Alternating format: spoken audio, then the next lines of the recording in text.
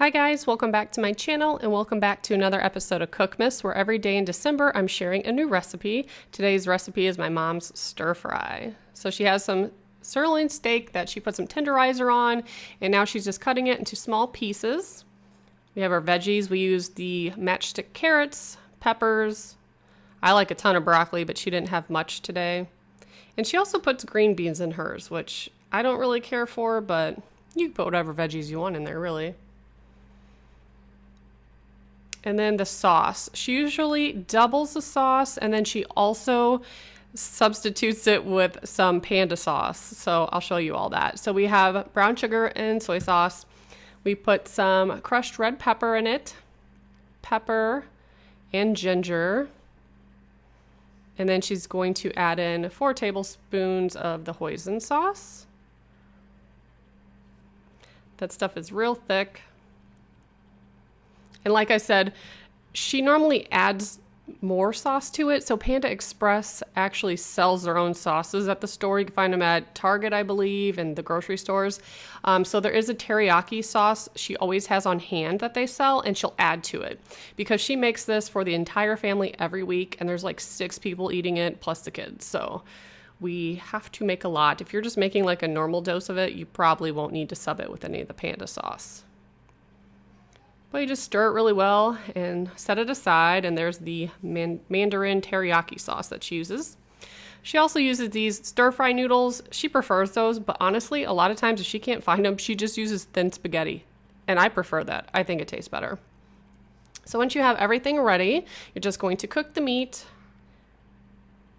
and then when you're done with that, you can set it aside and cook your veggies. So she's sauteing the peppers and the broccoli.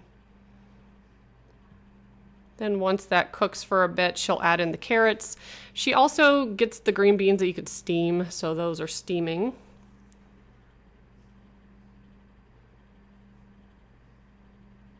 Adding in the carrots. Also, side note, use a big pot. She always uses the world's smallest pan and crams everything in there, and it drives me nuts. So she's adding some fresh garlic. Then we fast forward a little bit. We have the green beans in there. She added the sauce, and she's going to let that heat through, let the sauce thicken a bit. And when she thinks the veggies are done, she will add in the meat. Stir everything really well.